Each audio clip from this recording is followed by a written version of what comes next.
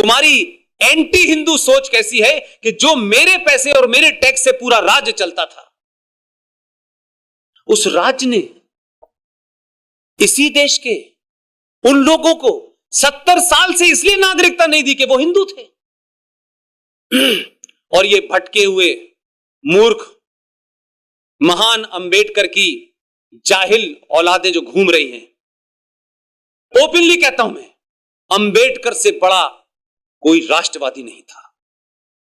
हमको अंबेडकर के बारे में सेलेक्टिव बताया गया है। अंबेडकर ऑन पाकिस्तान, अंबेडकर ऑन इस्लाम पढ़ लें, जो उनकी किताब है, खुल जाएंगे दरवाजे।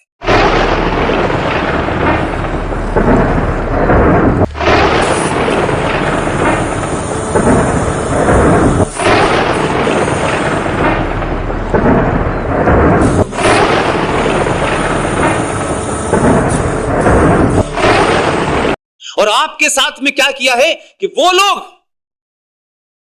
इस पार्टीशन के बाद, ये जो आज हो रहा है, कराची मेरा हेड ऑफिस 12 साल रहा है, गुरु मंदिर रोड कहलाती थी वो, वहां एक मंदिर था, उसको खत्म कर दिया। अब उसका नाम, उससे पहले वो रामनाथ ओझा रोड कहलाती थी।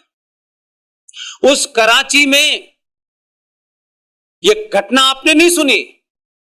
उस कराची के अंदर अभी जो लोग 1.5% नहीं आए हैं, ऑर्डर जारी किया गया है कि ये जितने भी दलित हैं, इनके साथ खबरदार किसी ने कोई अत्याचार किया।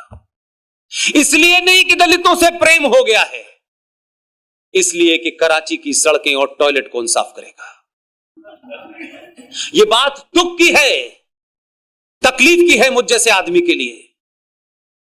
जम्मू कश्मीर में 1957 में स्ट्राइक हो गई थी सफाई कर्मचारियों की। बख्शी गुलाम मीर साहब प्राइम मिनिस्टर थे।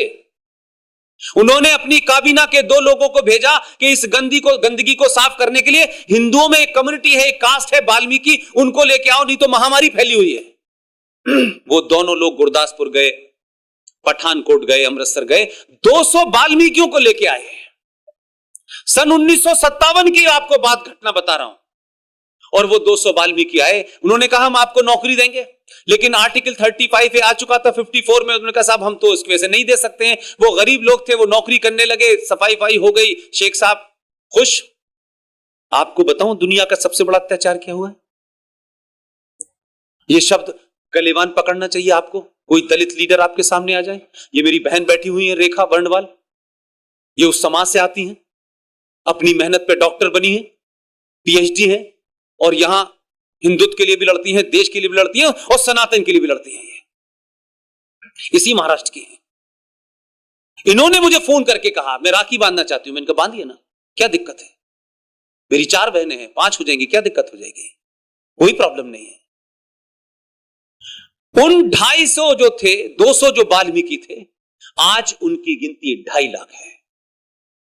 नफरत का आलम देखिए, जो पाकिस्तान में था वही कश्मीर में हो रहा था, क्योंकि वहां भी इस्लाम के मानने वाले मेजॉरिटी में थे और यहां भी इस्लाम के मानने वाले मेजॉरिटी में थे। लेकिन कोई फर्क नहीं पड़ा, क्योंकि आपके पैसे से भी पल रहे थे, इसके बाद भी उन्हें शर्म नहीं थी, इस बात का डर नहीं था। आप जरा सा कोई काम गलत कर देते तो आप इतने अपोलोजिस्टिक हो जाते हैं। उन्होंने 57 के अंदर उन लोगों को नौकरी दी, और जम्मू कश्मीर के संविधान में सर्वसम्मति से एक एग्जीक्यूटिव ऑर्डर पास किया। उस एग्जीक्यूटिव ऑर्डर में यह कहा कि ये 200 वाल्मीकि लोग यहां रह सकते हैं, पढ़ सकते हैं, लिख सकते हैं, लेकिन ये एमबीबीएस की डिग्री ले लें, ये इंजीनियर बन जाएं, ये कंप्यूटर इंजीनियर बन जाएं, लेकिन राज्य की सरकार सिर्फ इन्हें भंगी की नौकरी देगी। ये पता था आपको कि नहीं पता था? और नहीं पता था तो कौन बताता आपको भाई? वो लोग जामा मस्जिद से निकल के कहते हैं जय भीम और जय मीम। कमाल के लोग हैं। आप जहां मेजॉरिटी में हैं, वहां आपने संविधान में एग्जीक्यूटिव ऑर्डर पास करके कहा कि इनकी नस्ल दर नस्ल ये यही रहेंगे, लेकिन दलित रहेंगे, और दलित होने के बाद ये डॉक्टर नहीं बनेंगे, ये इंजीनियर नहीं बनेंगे, पढ़ते रहें। आज उस समाज के लिए जरा जाकर पूछिए कि धारा 370 नहीं हटी, 35A नहीं हटा उनके लिए। आज इंग्लिश टॉयलेट है, 57 में शेख साहब की गंदगी की डलिया कच्ची लेके चलते थे और पूरे मुंह उनका गंदा और कपड़े हो जाते थे। उन बच्चों में से आज राष्ट्रीय चैंपियन बन रहे हैं। ये 370 और 335 पे नहीं हटी है, उनके लिए एक सदी की गुलामी खत्म हुई है, वो आज आजाद हैं।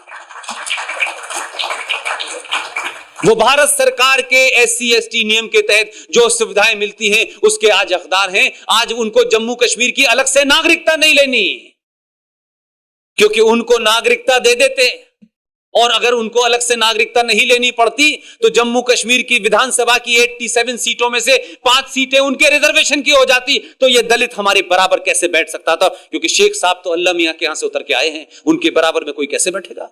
और जन्नत में रह रहे हैं। इतनी नफरत का आलम है। वो लोग आपको नीचा दिखाने के लिए, क्योंकि आपने जो भूलें की हैं, लंबे समय से जो आपने भूलें की हैं, जानबूझ के की हैं, अनकॉन्शियसली की हैं, किसी ने सवाल नहीं कोई पूछता। हर आदमी आता है, ब्राह्मणों ने दलितों के साथ ये किया, ब्राह्मणों ने ये किया, फला, ये ठीक माना। ब्राह्मण आज दलितों की जो स्थिति है वो अपर कास्ट की वजह से, ये भी मान लिया। ये अपर कास्ट तो 1947 में आई है। 1000 साल से इस देश पे राज किसका था? जो राज कर रहे थे, क्या उन्होंने दलितों को राजा बनाया था? कोई किंग बनाया था इन पे मुगलों ने? आज उन्हीं की नाजायज वारिस क्या कहते हैं कि हम और दलित और मुसलमान भाई भाई हैं। ये दलित मुसलमान भाई भाई का पाखंड सिर्फ इतना ही है कि जो आपकी सनातन संस्कृति की जो कंपोजिशन था उसमें हर एक का काम बटा हुआ था। उस काम को आपने बांटते बांटते उनको अपने से इतना अलग कर दिया। जो ताकत के साथ लड़ते थे, जो पूरी तरीके से उनको चैलेंज करते थे, आपकी बेवकूफी और आपकी इग्नोरेंस ने उस कम्युनिटी समाज को आपसे अलग कर दिया। और वो लोग जिन्होंने उन्हें मारा, अत्याचार किया, वो आज कहते हैं जय भीम और जय मीम। कोई पूछने वाला नहीं है कि भाई दलितों की स्थिति अगर ये थी और मुगलों ने बहुत तो फिर तो बहुत कुछ अच्छे होने चाहिए थे। फिर अंबेडकर को गायकवाड़ साहब की जरूरत नहीं थी कि वो उनके स्कॉलरशिप पे बाहर पढ़ने जाते, फिर तो उनको बहुत कुछ होना चाहिए था। फिर मुगलों के जाने के बाद 2-4 बड़े राजा होने चाहिए थे। फिर दलित दलित क्यों रहा? लेकिन ये झूठ चलाया जा रहा है और आपने उस झूठ को आगे चलने दिया है। इसलिए आप सबसे मेरी बड़ी विनती है, मैं अपने लिए आपसे कुछ भी नहीं मांगना चाहता। अगर गलती हो गई है, अगर कल सुबह से भी सुधार लेंगे तो भी जल्दी रास्ते पे आ जाएंगे।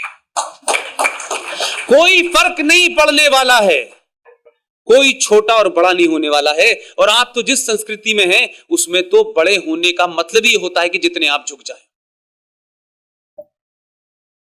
आप राष्ट्रपति बनाएंगे, आप चीफ जस्टिस बनाएंगे, ये भूख नहीं है। उनके दर्द इस बात का नहीं है कि उन्हें आपने सत्ता में प्रधानमंत्री नहीं बनाया, आपने तो 2-2 राष्ट्रपति बना दिए। उनका दर्द यह है कि समाज ने उसे एक्सेप्ट नहीं किया है। ये 3-3 बार गले इधर, 3 बार गले इधर मिलके मुसलमान के यहां सिवैयां खाने तो पंडित जी जाते हैं।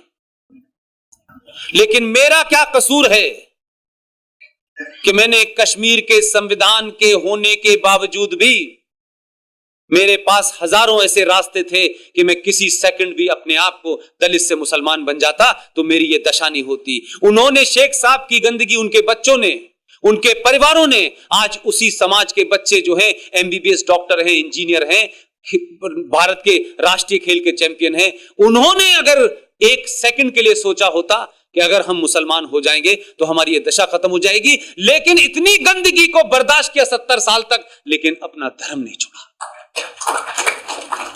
हमसे बड़े हैं वो लोग, हमसे बड़े सनातनी हैं। इसलिए कई झूठ आपने चलाए। यज्ञोपवी संस्कार का झूठ आपने खूब चलाया। यज्ञोपवी संस्कार सनातन संस्कृति में होता क्यों है, उसको क्यों किया जाता है? वो कोई धर्म का पाखंड का हिस्सा नहीं है। मैं 2 संस्कृति को बराबर में खड़ा करने की बात करता हूं। यज्ञोपवी संस्कार, आप सब मुझसे ज्यादा बड़े हिंदू हैं। मेरी तो जिंदगी का 24 साल ऐसी जगह चले गए जहां कुरान मजीद, अल्लाह अकबर के अलावा कुछ था नहीं, लिहाजा मैं उस पर अथॉरिटी नहीं हूं। लेकिन जो बात कहना चाहता हूं पूरी शर्तिया आपसे साथ फैक्ट पे कहना चाहता हूं।